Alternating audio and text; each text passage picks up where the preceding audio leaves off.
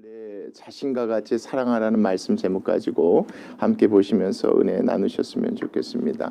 마태복음 22장 말씀입니다. 자, 21장 말씀, 지난주 말씀 여러분들 다 기억하실 겁니다. 예수님께서 이제 예루살렘에 입성하십니다. 그 주 금요일 날이 되면 십자가에 못 박혀 돌아가십니다. 근데 사람들이 호산나 호산나 외쳤을 때는 죄 가운데 우리를 구원해 주실 메시아로 외쳤던 게 아니죠. 우리를 이 땅 가운데 이 세상의 왕쪽으로 여겨서 예수님께 그렇게 외쳤던 겁니다. 예수님께서 속상한 마음에 성전에 갔습니다. 성전이 엉망이었죠. 다시 오실 메시아, 하나님께서 약속하신 그 메시아를 기다리는 그곳이 장사지대로 변해버렸습니다. 다 엎어버리셨죠. 다 내쫓으셨어요. 거기서 말씀을 가르쳤어요. 근데 성전을 관리하는 사람들이 와서 뭐합니까? 예수님을 막습니다. 예수님께 이렇게 묻습니다. 네가 무슨 권위로 여기서 가르치느냐? 예수님께서 가르치는 걸 막고 방해하려고 합니다. 그런 그들에게 예수님께서 비유를 통해서 설명하셨던 것이 21장 말씀입니다. 그 비유가 계속 이어지는 게 여러분 22절 말씀입니다. 22장 말씀 1절 말씀 같이 보시겠습니다. 누가 여러분? 예수님께서입니다. 다시입니다. 또 다시 계속해서입니다. 계속해서 무엇으로 대답하여 이러십니까? 직설적으로 얘기하실 수 있음에도 불구하고 비유로 대답하시는 것은 이유가 있겠죠. 그들로 하여금 마음으로 깨닫기를 원하셨던 겁니다. 그래서 다시 그렇게 하신 겁니다. 여러분, 이 시간들을 잘 보십시오. 예수님이 이제 며칠 남지 않았습니다. 며칠 남지 않은 시점에서 이와 같이 하셨다는 것은 예수님께서 끝까지 누구를 포기하실 수 없었다는 겁니까? 그들을 포기할 수 없었던 겁니다. 구체적으로 말하면 예수님을 막아서는 사람들, 예수님을 막고 예수님께 나아가서 따지는 그 성전 관리들, 특히나 나와 있는 제사장들이나 바리새인들이나 서기관들이나 율법사 이와 같은 사람들을 끝까지 포기할 수 없어서 예수님께서 다시 비유로 그들에게 대답하여 알려주십니다. 깨닫도록 얘기하십니다. 그리고 나서 2절 말씀입니다. 자, 천국은 하나님의 나라. 이 천국은 여러분 이 땅이 아니라 앞에 장차 올 하나님의 나라는 마치 뭐하고 같다. 이제 비유로 말씀하십니다. 자기 아들을 위하여 혼인잔치를 베푼 어떤 임금과 같다 이겁니다. 나라 입장에서는 큰 행사입니다. 왜요? 왕이 죽고 나면 누가? 그 아들이 대신해서 나라를 세워가야 하는 것이니까 정말 중요한 겁니다. 그것을 하나님의 나라로 비유한 것입니다. 그러니까 이 단순히 왕자의 결혼 자체가 중요한 것이 아니라 이 결혼은 곧 무엇을 의미하는 겁니까? 이 나라가 계속해서 뭐 할 수 있다는 겁니까? 전속할 수 있다는 의미니까. 너무나도 누구 입장에서? 백성 입장에서 엄청나게 즐겁고 복된 날이라는 겁니다. 그런 의미로서 이 비유를 얘기하는 겁니다. 그런 임금과 같은데 3절 말씀입니다. 그 종들을 보냅니다. 그리고 사람들은 뭐합니까? 초대하는데 그 청한 사람들은 혼인잔치에 오라 하였더니 오기를 뭐합니까? 싫어합니다. 관심이 없어요. 뭐에 대해 관심이 없습니까? 나라에 대해서 관심이 없는 거예요. 이 나라가 영원할 것을 바라는 게 당연히 누구의 마음일 터인데, 백성들의 마음일 터인데 거기에 관심 없는 것이 마치 누구와 같은 겁니까? 그렇죠. 예수님께서 그렇잖아요. 하나님 나라 백성 만들려고 복음 전하고 가르치시는데 거기에 관심 없는 누구요? 예수님, 네가 무슨 권위로 여기서 가르치냐라고 하는 누구하고 같은 겁니까? 그렇죠. 막아섰던 사람들, 제사장, 바리새인들과 같아서 예수님께서 이런 비유로 얘기하신 겁니다. 뭐라고요? 이 비유를 듣고 그들이 깨닫기를 원했던 겁니다. 이 비유는 여러분 무리들한테 하는 게 아닙니다. 예수님을 막아서고 있는 그 사람들한테 하는 얘기인 겁니다. 깨닫기를 원하는 마음으로 이렇게 얘기합니다. 오기가 싫다. 그랬더니 4절 말씀입니다. 다시 다른 종들을 계속해서 보내며 이르되 뭐라고 합니까? 청한 사람들에게 이르기를 내가 무엇을? 자, 오찬을 준비하되, 물론 영어로 보면 이게 또 석찬으로 나옵니다. 저녁으로 나오기도 하는데 이건 중요치는 않습니다. 근데 문맥상으로 보면 저녁 식사로 보셔도 좋을 것 같아요. 왜요? 결혼이 아침부터 시작하는 것이 아니라 저녁부터 시작하는 그런 풍습을 미뤄봤었을 때 그렇게 보는 것도 맞을 것 같아요. 중요한 건 뭐냐면 이제 곧이다. 이런 의미로서 보셔야 됩니다. 이제 시간이 얼마 남지 않은 겁니다, 여러분. 막 한 달, 두 달, 뭐 1년이 아니라 곧 온다. 곧이 있다. 오찬을 준비하되 나의 소와 살찐 짐승을 잡고 모든 것을 뭐 했으니 다 갖추었으니 이제 와서 뭐 하면 된다? 같이 함께 즐거워하고 기뻐하면 된다. 왕 입장에서는 당연히 올 거라고 생각했겠죠. 그렇죠? 그래서 혼인잔치 오소서 하라고 종들을 보냈는데 중요한 건 5절 말씀 같이 보시죠. 시작. 그들이 돌아보지도 않고 한 사람은 자기 밭으로 한 사람은 자기 사업하러 갑니다. 뭐가 중요치 않은 겁니까? 하나님 나라는 중요치 않은 겁니다. 내 집이 중요한 겁니다. 내 삶이 중요한 겁니다. 밭과 사업이라고 하지 않았습니까? 하나님의 나라에는 관심이 없는 겁니다. 뭐에만 관심이 있는 겁니까? 이 세상에 살고 내가 누려야 될 것들에만 관심이 있는 것이 꼭 누구와 같았다? 성전에서 예수님이 가르치실 때 막는 그 사람들과 같았기에 예수님께서 이와 같이 얘기하시는 겁니다. 그들만은 누구에 대해서 무엇에 대해서 관심이 있어야 되는데, 그렇죠, 천국에 대해 그 혼인잔치에 대해서 관심이 있어야 하는 것인데 안 가려고 하면 데리고 가야 될 사람들이 그 사람들이 가지 않고 뭐합니까? 다른 데 신경을 쓰고 있고 또 그 중에 다른 사람들, 여러분 6절이에요. 그 남은 자들은 종들을 잡아 뭐합니까? 모욕하고 심지어 뭐 하려고 합니까? 심지어 죽이기까지 하려고 합니다. 이 말씀은 죽였다고 얘기합니다. 결국 이런 모습이 여러분 예수님이 가르치시고 예수님이 엎으셨을 때 예수님을 죽이려고 했던 누구하고 비슷한 겁니까? 그렇죠. 대제사장, 바리새인, 서기관들과 비슷한 겁니다. 그래서 예수님께서 이와 같은 비유로 하여 그럼 그들에게 뭐 하려고 하신 겁니까? 다시, 그렇죠? 무엇으로? 직접적이 아니에요. 비유로 깨닫게 하시려고 마지막까지 애쓰신 예수님의 모습을 믿어치지 마세요. 여기 말씀에서 중요한 건 비유의 내용이 아닙니다. 이제 얼마 남지 않았는데, 얼마 남지 않았으면 이때가 너무 급하니까 그렇게 해야 되는데 그렇게 하지 않는 모습. 근데 이 모습과 반대되게 예수님은 그렇게 하시잖아요, 여러분. 여러분, 우리에게 며칠밖에 남지 않았다고 한다면 뭘 하겠냐고 생각해 보면 예수님 마음 가운데 뭐가 중요했는지 이 말씀을 통해서 들여다볼 수 있는 말씀인 겁니다. 그 가운데서 그 사람들이 좀 깨닫기를 원해서 이와 같은 비유를 얘기를 하십니다. 그리고 나서 여러분 7절 말씀이에요. 임금이 노하여 군대를 보내어 그 살인한 자들을 뭐한다? 진멸하고 그 동네를 불사르게 될 것이니 지금이라도 머지하지 않았으니까, 늦지 않았으니까, 지금이라도 시간이 있었으니 너희들이 어디에 관심을 가졌으면 좋겠다. 하나님 나라 천국에 관심을 갖고 그렇게 했으면 좋겠다 라고 예수님께서 얘기하시고 있는 겁니다. 이에 대해서 8절입니다. 이에 종들에게 이르되 혼인잔치는 뭐가 됐다? 다 준비되었다. 그런데 청한 사람들은 합당하지 않다. 합당하지 않는 이유가 뭐겠습니까? 그들이 오려고 하지 않았기 때문에 그렇습니다. 합당하지 아니하니 자, 어디로 가라? 사거리로 나가라. 지금도 그러겠지만 그때 당시도 사람들이 많이 지나다니는 곳입니다. 사거리로 가서 사람을 만나는 대로 뭐하라? 혼인잔치에 청하여 오라 한데, 자, 종들이 길에 나가서 누굽니까 여러분? 악한 자나 선한 자. 이 기준은 여러분 나중에 11절 말씀 보면 나옵니다. 중요한 건 모든 사람들을 만나는 대로 모두 다 뭐합니까? 다 데려옵니다. 어디에? 혼인잔치에 손님들이 가득한데 이때 11절 말씀입니다.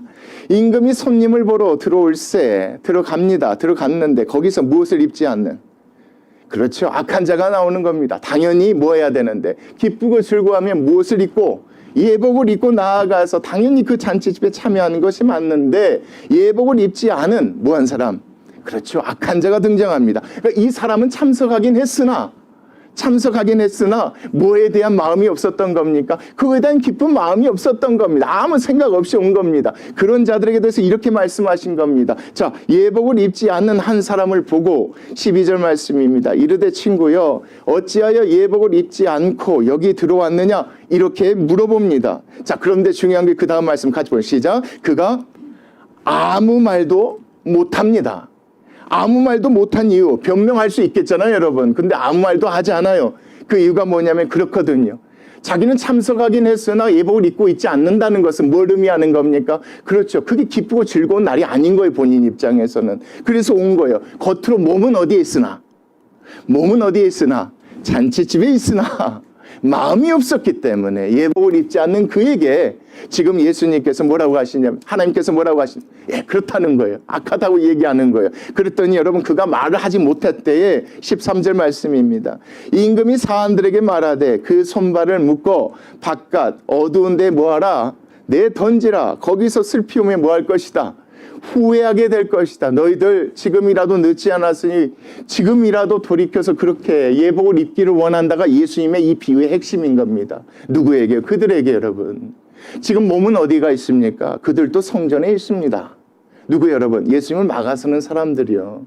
있잖아요 여러분. 성전에서 예수님을 막았으니까 바리새인 서기관 다 있는 겁니다. 근데 그들은 뭘 입고 있지 않는 겁니까? 예복을 입고 있지 않는 겁니다. 예수님이 거기 계시면 마땅히 예복을 입으면 기쁘고 즐거워해야 되는데 그러고 있지 않는 겁니다. 그런 그들에게 예수님께서 이런 비유를 통해서 꼬집으신 겁니다. 곧 곧 하나님의 심판이 있을 것인데 나중에 후회하게 될 것이니까 지금이라도 뭐 하지 않았으니까 늦지 않았으니까 너희들이 뭐 했으면 좋겠다. 예복을 입었으면 좋겠다 라고 예수님께서 얘기하시면서 여러분 마지막 말씀 14절입니다. 청함을 받은 자는 뭐하되 그 다음 말씀 청함을 받은 자는 많죠. 그러나 뭐하지 않는 자는 그렇죠. 예복을 입지 않는 자는 택함을 입니다. 예복을 입고 나오는 자는 뭐하다?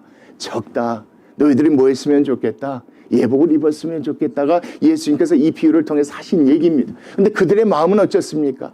몸은 그 안에 있지만 예복을 입고 있지 않아요. 그런 것들이 드러나는 게 15절 말씀부터 드러납니다. 보겠습니다. 이에 바리새인들이 가서 어떻게 하면 누구를? 예수를 말의 올무에 걸리게 할까? 올무가 여러분 올감이지 않습니까? 동물 목에 걸려버리면 움직일수록 잡아 죽이는 겁니다. 다시 말하면 바리새인들이 누구를 잡아 죽이려고 하는 겁니까? 그렇죠. 예수님을 잡아 죽이려고 그 가운데 고민하고 상의를 하는 겁니까? 걸리게 할까 상의하고 그들 가운데 이제 좋은 아이디어가 나왔나 봐요. 그래서 16절 말씀 보시겠습니다.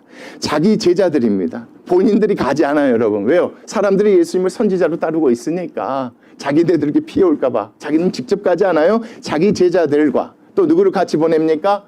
당시에 유대 땅을 다스린 헤롯 왕 밑에 있었던 공무원 정도로 여러분 생각하셔도 좀 좋을 것 같아요. 그러니까 정치적인 문제에 대해서 다루고 그 가운데 힘이 있는 어떤 사람들, 헤롯 당원들과 함께 누구를 보냅니까?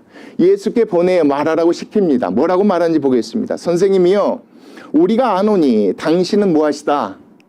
당신은 참되시다. 진리로 하나님의 도를 무엇인다? 가르치시며 아무도 거리끼는 일이 무엇이다? 없으시다. 말로는 그래요. 근데 속마음은 그렇지 않지 않습니까? 그렇죠? 이는 사람을 외모로 보지 아니하심이라. 이렇게 얘기는 해요. 이런 모습이 뭐하고 같아요, 여러분? 성전 안에 있으나 예복을 입고 있지 않는 그 사람들의 모습과 같죠. 이 바리새인의 제자들이 그렇게 와서 예수님께 물어본 거예요. 그랬더니 또 질문합니다. 17절. 그러면 당신의 생각에는 어떠한지 우리에게 이르소서. 만약에 가이사에게 세금을 바치는 것이 옳습니까? 옳지 않습니까? 여러분 이건 올무입니다. 지금 여러분 함께 있는 사람들이 누굽니까? 바리새인들의 제자들과 누굽니까? 헤롯 당원들입니다. 예수님께서 만약에 가이사에게 세금 바치는 게 옳다 이렇게 얘기하면 누구에게 걸림이 될까요? 그렇죠. 바리새인들의 제자들 그걸 듣고 나서 사람들에게 이르는 겁니다. 예수가 그렇게 얘기했다. 이 세상의 왕이 누구다? 가이사라고 얘기했다. 이런 식으로 올무를 씌우려고 하는 겁니다. 만약에 그렇지 않다. 가이사는 왕이 아니기 하나님께만 바쳐야 된다. 이렇게 얘기하면 또 그 올무가 씌워지는 겁니다. 누구에게 여러분? 그렇죠. 그 가운데서 또 그렇게 씌워지는 겁니다. 이제는 가이사 왕에게 세금 바치지 않아도 된다고 그렇게 얘기했다. 그렇게 헤롯 당원들이 그렇게 해서 정치적인 문제로 예수님을 뭐 할 거 아닙니까? 올가맬 거 아닙니까? 이런 식으로 그렇게 얘기를 하는 겁니다. 그랬더니 예수님의 대답은 18절입니다. 예수께서 그들의 악함을 아시고 이르시되 뭐하는 자들아. 그렇죠. 16절처럼 말해놓고 속마음엔 다른 꿍꿍이가 있던 걸 아셨던 거죠. 외식하는 자들은 어찌하여 나를 뭐하느냐? 시험하느냐? 세금 낼 돈을 내게 보이라 하시니 데나리온 하나를 가져옵니다. 그때 당시 유통되는 로마의 화폐로 생각하시면 됩니다. 예수께서 말씀하시되 여기 있는 이 화폐, 이 써져 있는 이 그려져 있는 이 형상과 이 글이 누구의 것이냐 물어봅니다. 그랬더니 21절 이르되 가이사의 것이다. 이에 이르시되 그런즉 가이사의 것은 누구에게? 가이사에게 바치는 것이 맞다. 당연하죠, 여러분. 이렇게 얘기하신 게 참 지혜롭습니다. 그렇죠? 근데 중요한 건 여러분, 예수님께는 다 알고 계셨다는 게 중요합니다. 그 제자들이 와서 왜 이런 질문을 하는지에도 다 알고 있었다는 게 중요합니다. 그리고 이렇게 대답을 해주는데 여러분, 여기까지만 대답해줘도 돼요. 근데 그 다음 말씀이 재미있어요. 뭐라고? 하나님의 것은 누구에게? 하나님의 것은 하나님께 바쳐야 되지 않겠느냐? 이런 의미로서 이렇게 얘기합니다. 이 얘기를 들었을 때 여러분 22절이에요. 그들이 이 말씀을 듣고 뭐합니까? 놀랍게 여깁니다. 왜요, 여러분? 찔린 겁니다. 그렇죠? 그 마음 가운데 찔림이 있었던 겁니다. 예수님이 시험하려고 온 건데 여러분, 시험하려고 이렇게 질문을 했는데 예수님의 대답은 참 놀랍습니다. 가이사는 당연히 가이사에게 바쳐야겠지. 하나님과 하나님께 바쳐야 되는데 그런 너희들은 무엇이냐라고 되물으신 겁니다. 그랬더니 그들이 찔렸던 겁니다. 이 말씀을 듣고 놀랍게 여겨 예수님을 떠나게 되는 겁니다. 여러분 이게 중요합니다. 예수님께 이렇게 멋지게 물리치셨다가 아니에요, 여러분. 이런 식으로 하여금 그들로 하여금 뭐하게 하신 겁니까? 깨닫게 하셨던 겁니다. 다시 비유로 얘기하셨던 그 예수님께서 이런 식으로 그들로 하여금 뭐하게 하시려고, 인정케 하시려고, 깨닫게 하시려고 그렇게 하신 모습들이 22절까지 나오는데, 이런 모습들이 계속해서 나옵니다. 23절 보겠습니다. 자, 누가 등장합니까 여러분? 부활이 없다는 사두개인들이 그날 예수께 와서 또 묻습니다. 이 사람들은 전혀 뭐에 대해 관심이 없겠습니까? 천국, 혼인잔치 이런 거 전혀 관심이 없는 이 사람들이 오는 겁니다. 왜? 뭘 믿지 않으니까? 부활을 믿지 않으니까 이 사람들이 옵니다. 와서 이르되 24절입니다. 선생님이여, 모세가 일렀으되 사람이 만일 자식이 없어 죽으면 그 동생이 그 아내에게 장가들어 형을 위하여 상속자를 세울지니라 하였나이다 라고 모세가 얘기하지 않았습니까? 모세가 그렇게 한 이유가 있죠. 중요한 건 뭐냐면 여기에 나와 있는 이 사두개인들이 시험하려고 왔다고 말하지 않죠. 물었다고 얘기해요. 그렇다고 이 사람들이 정말 부활을 믿었기 때문에 정말 궁금해서 물은 건 아니겠죠. 어떻게든 예수님을 통해서 그 가운데 올무를 씌우려고 이렇게 물어본 겁니다. 그때 25절 말씀입니다. 우리 중에 7형제가 있었는데 마지가 장가들었다가 죽어 상속자가 없으므로 그 아내를 그 동생에게 물려주고 그 둘째와 셋째로 7째까지 그렇게 하다가 최후에 누구도 죽었다. 그 여자도 죽었다. 그런즉 그들이 다 누가요? 형제들이 다 누구를 취하였으니 맏형수를 취하였으니 부활 때 7 중에 누구의 아내가 되겠습니까? 부활을 믿지도 않으면서 부활 후에 어떻게 될 것이냐라고 이렇게 물어보는 겁니다. 예수님의 대답에 대해서 궁금한 거겠죠. 예수님은 어떤 식으로 어떤 대답에 따라서 이렇게 올무를 씌우려고 이렇게 하는 겁니다. 그때 예수께서 대답하여 이르시되 뭐라고 합니까? 너희가 무엇도요? 성경도 모세가 그렇게 이야기한 이유, 그렇게 허락한 이유도 잘 모르구나. 그렇게 하라는 것이 아니라 하나님께서 주신 그 땅은 맏아들을 통해서 그 땅을 계속 이어지게 되어지는데 그 아들이 죽어버리면 다른 사람에게 넘어가게 되니까 그런 방식으로 하나님께서 그 땅에 언약의 땅을 보존하려고 하신 것이지 너희가 무엇을 몰라서 그렇다. 성경을 잘 몰라서 그렇다. 하나님의 무엇도 능력도 알지 못하고 너희가 오해해서 그렇다. 그러면서 30절입니다. 부활 때에는 무엇도 가지 않고 장가도 가지 않고 시집도 아니 가고 그럴 필요가 없죠. 이 땅에서 장가고 시집갈 이유는 생육하고 번성하기 위한 목적인데 그때는 그럴 필요가 없다. 하늘에 있는 누구도 천사들과 같이 우리는 더 이상 그렇게 할 필요가 없다. 정말 너희들이 뭐에 대해서 궁금하느냐? 31절 죽은 자의 부활에 대해서 궁금하느냐? 그럼 내가 얘기해 주겠다. 하나님이 너희에게 말씀하신 바 이렇게 말씀하시지 않으셨냐? 예, 나는 누구의 하나님이다. 아브라함의 하나님이다. 또 이삭의 하나님이다. 야곱의 하나님이로라 하신 것을 너희들이 읽어봤지 않느냐? 너희들 알고 있지 않느냐? 하나님은 누구의 하나님이 아니다? 죽어있는 자들의 하나님이 아니다. 누구다? 살아있는 자의 하나님이시다. 우리의 조상 누가 아브라함, 이삭, 야곱이 몸은 죽었으나 그들이 살아있었기 때문에 하나님이 이렇게 얘기하신 것 아니냐? 너희들이 부활을 믿지 않고 있지만 사실 이 말씀 너희들 알고 있지 않느냐? 하나님은 어떤 하나님이시다? 그렇죠. 모든 살아있는 자들의 하나님이시니 우리 조상들이 죽었지만 여전히 그들은 뭐하고 있는 것이다? 살아있는 것이다. 부활이 있다. 라는 것을 그들로 하여금 뭐하게 하시려고. 여러분 이게 중요해요. 앞에 바리새인들이 제자 보낼 때요. 여기 나와 있는 사두개인이 올 때는요. 자꾸 예수님 뭐 하려고 하는 겁니까? 예수님 어떻게든 잡아 죽이려고 하는 겁니다. 근데 예수님은 그 질문 듣고요. 어떻게든 이들에게 다시 살리려고 하는 겁니다. 비유를 통해서 자꾸 이런 식으로 그들로 깨닫게 하려고 하는 거예요. 여러분 22장 말씀에 그게 가장 중요한 거예요. 한쪽은 어떻게든 죽이려고 해요. 겉으로 봐서는 몰라요. 그래서 외식이에요, 여러분. 둘 다 성전 안에 있어요. 겉으로 봐서 몰라요. 근데 한쪽은요. 그들이 자기를 죽일 걸 알면서도 어떻게든 그들을 비유를 통해서 살리려고 해요. 근데 한쪽은 잡아 죽이지 못해서 안달이에요, 여러분. 이 말씀에서 그게 참 중요해요. 어떻게든 한 사람이라도 내가 얼마 남지 않았으니까 어떻게든 이들 포기하지 않고 그들로 하여금 믿게 하려고 살리려고 애쓰시는 모습이 여러분 33절까지 있다고 보셔야 돼요. 그런 관점으로 여러분 34절 말씀 보세요. 예수께서 누구에게요? 사두개인들로 대답할 수 없게 하셨다면 누가 듣습니까? 아까 제자들을 보냈던 바리새인들이 듣고 다시 모입니다. 다시 모여요. 다시 모이는데 그 가운데서 바리새인 가운데서 율법에 정말 능통한 사람, 뭐 서기관으로 볼 수도 있어요. 율법사가 예수를 뭐 하려고요? 다시 예수님을 잡아 죽이려고 하는 겁니다. 바리새인과 서기관들은 여러분, 바리새인과 사두개인들은 서로 관계가 좋지 않아요. 근데 공동의 적이 누가 된 겁니다? 예수님이 된 거예요. 그러니까 이 말씀은 그런 거예요. 사두개인들 못해. 우리가 가서 도와줘. 우리가 해야겠다. 이렇게 해서 온 거예요, 여러분. 그래서 예수님 시험하여 이르되 뭐라고 합니까? 36절입니다. 자, 선생님, 율법 중에서 어느 계명이 큽니까? 여러분 중요합니다. 율법사가 이 질문에 대한 대답을 스스로 알고 있습니까? 없습니까? 알고 있다는 게 여러분 중요합니다. 알고 있으니까 물어본 겁니다. 예수님 뭐라고 대답하는지 알려고. 자, 예수께서 이르시되 대답을 하십니다. 자, 무엇을 다하고? 네 마음을 다해라. 그럼 뭘 다해라? 네 목숨도 다해라. 또 무엇을 다해라? 뜻도 다해라. 그리고 주 너의 하나님을 뭐해라? 주 하나님을 사랑해라. 이게 율법 가운데 나타나 있는 하나님의 뜻이다. 이렇게 얘기하시면서 여러분 여기까지만 대답하시면 되는데, 자, 이것이 크고 첫째 되는 무엇이다? 계명이에요, 여러분. 어느 계명이 크냐고 얘기했으니까 이것만 얘기하시면 돼요, 여러분. 그렇죠? 근데 예수님이 이렇게 대답하세요. 39절 잘 보세요. 둘째도 뭐 같대요? 둘째도 첫째와 같다고 얘기합니다, 여러분.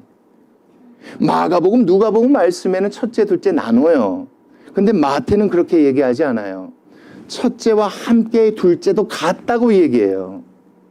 둘째도 그와 같다고 얘기해요. 하나님을 사랑한다면, 하나님을 사랑하는 게 가장 큰 계명인데 그 계명이 같다. 뭐하고 같다, 여러분? 내 이웃을 내 자신과 같이 사랑하라. 이와 같다. 이렇게 예수님이 설명하세요. 이 말씀에서 여러분 그거예요. 하나님을 사랑하는 게 첫 번째 계명이에요. 그러니까 예수님은 누구를 사랑하시는 거예요? 그렇죠.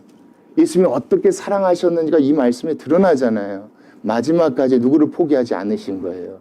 자기를 잡아 죽이려 했던 사람들을 포기하지 않으신 거예요. 그걸 깨닫기를 또 원하셨던 거예요. 이 말씀을 또 그걸 알기를 원하셨던 거예요. 내가 하나님을 진정으로 사랑한다. 그렇기 때문에 내가 너희를 포기할 수 없어. 내가 너희들에게 비유를 지금까지 가르치지 않느냐. 그런데 너희는 하나님 사랑한다면서, 하나님 사랑하는 게 가장 큰 계명이라는 걸 알면서 왜 너희는 누구를 죽이려 하느냐? 너희들의 이웃인 나를 죽이려 하느냐? 예수님께서 이 말씀을 대대로 부르시는 거예요. 여러분, 이 말씀을 나중에 마태가 깨달았던 거예요. 깨닫고 이 말씀을 이렇게 기록, 마지막까지 포기하지 않고 사랑하신 그 예수님의 모습이 드러나는 거예요. 누구하고 다른 겁니까? 하나님을 사랑한다면서, 하나님을 사랑하면 이웃도 사랑해야 되는데 사랑하지 않는 그들과 비교하면서 이 말씀 가운데 드러내고 있는 거예요, 여러분. 이 말씀에서 그것을 놓치지 않으셔야 돼요. 내 이웃을 내 자신과 같이. 너희들이 나를 왜 죽이려고 하느냐? 왜 못마땅해 하느냐? 너희들 사랑하기 때문에, 니네 자신 사랑하기 때문에 아니냐? 너희들 거 지키려고, 너희들 거 빼앗기지 않으려고, 너희들 거 놓치지 않으려고 나를 죽이려고 하는 거 아니냐? 그런데 너희들 그렇게 하면 안 된다. 너희들이 너희들 몸 사랑하는 것처럼 누구도 사랑해야 된다. 나 이웃도 사랑해야 된다. 그걸 누가 보여주고 있습니까? 자기를 잡아 죽이려는 사람들한테 마지막까지 하신다니까. 여러분, 이 말씀 보면 이게 쉽지 않아요. 근데 참 이게 은혜가 돼요. 끝까지예요. 예수님께서 이렇게 포기하지 않고 사랑하시는 면 우리가 처음 봤습니까? 아니요, 봤단 말이에요.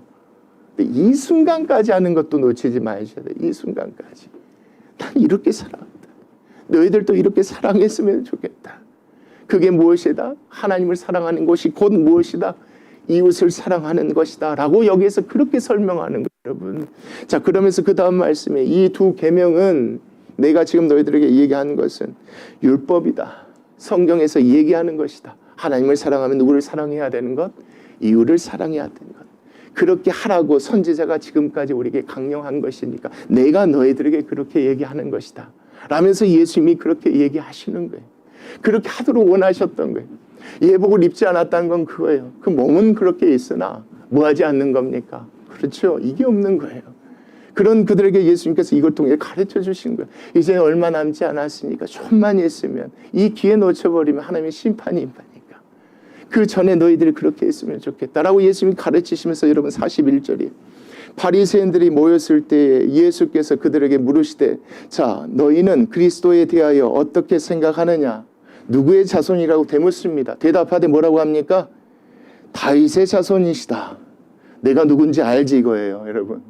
내가 누군지 알지? 너희들이 잡아 죽이려고 하는 너희들의 이웃인 나, 내가 누군지 알지라고 물으시는 거예요. 내가 누구다? 내가 다윗의 자손 예수 아니냐. 그렇게 물으시면서 43절이에요. 이르시되 그러면 다윗이 성령에 감동되어 어찌 그리스도를 뭐라 하셨느냐? 주라 칭하였느냐. 그렇죠. 후손인데 어떻게 주인이라고 그렇게 얘기했느냐. 어떻게 하나님이라고 그렇게 했느냐. 어떻게 그리스도라고 이렇게 얘기했느냐.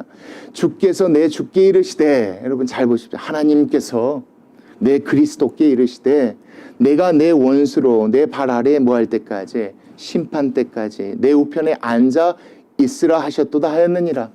내가 다윗의 후손으로 온 사람이지만 내가 곧 누구다? 다윗이 증명하고 얘기했던 바로 주 그리스도시다. 너희들이 잡아 죽이려고 하는 그가 누구다? 내가 바로 하나님 주께서 약속하신 심판 때까지 하나님 우편에 앉아 계도록 한 누구다? 그리스도시다. 라고 하면서 45절 말씀이에요. 다윗이 그리스도를 뭐라 칭하였은즉 그리스도라 주라 칭하였은즉 어찌 그의 자손이 되겠느냐 하시니, 자 46절 말씀 같이 보세요. 시작. 한마디도 능히 대답하는 자가 없고 그날부터 감히 그에게 묻는 자도 없더라. 이 말씀 보면 결국 뭡니까? 그렇게 해서라도 그들로 하여금 뭐 할 수 있도록 다시 생각하고 다시 깨달을 수 있도록 예수님이 얼마나 애쓰셨는지가 이 말씀이에요. 결국 나는 그렇게 하려고 하는데 너희는 날 죽이려고 하지 않느냐. 너희 이웃이 나를 죽이려고 하지 않느냐. 근데 내가 누군지 아느냐가 여러분 41절부터 45절 말씀이었던 거예요. 바로 누구다? 다윗이 말한 그 하나님께서 보내시겠다 하는 그 바로 예수 그리스도다. 너희들 나를 믿고 즐거워하는 것이 바로 무엇이다? 처음 비유 생각해 보십시오. 예복을 입는 겁니다. 예복을 입고 준비하는 겁니다. 그렇게 하기를 원하셔서 누가 여러분? 마지막까지 예수님이 어떻게 하셨는지가 마태가 잊어버리지 않고 하나도 빠짐없이 기록한 줄 믿습니다. 여러분 이 말씀을 통해서 우리가 잊지 말아야 될 게 그런 예수님의 마음인 것 같아요. 예수님 그런 예수심인 것 같아요. 근데 사실 죄송한데 제가 이 말씀 이게 전하면서 기도하면서 많이 울었어요. 그러니까 제 마음에 그런 것들이 있는 것 같아요. 마지막까지라는 마음은 없는 것 같아요.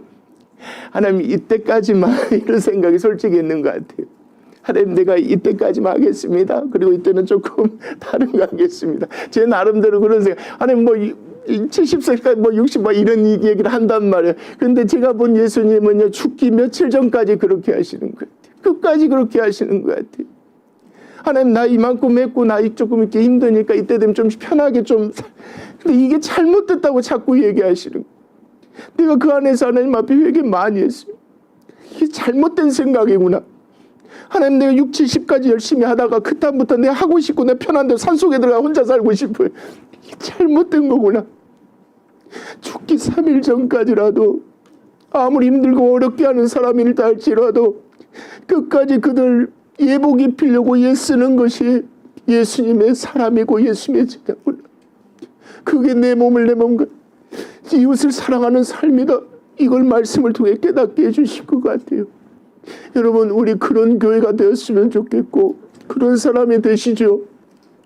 아무리 힘들고 어렵게 해도 그래도 하나님 앞에서 예복 입히려고 애쓰는 저희들이 되었으면 좋겠습니다. 내 이웃을 내 몸과 같이 살리려고 하는 그런 우리가 되었으면 좋겠습니다. 우리 마음 가운데 그런 마음 없도록 예수님 같은 마음 주시라고 같이 기도하고 오늘 말씀 마치겠습니다.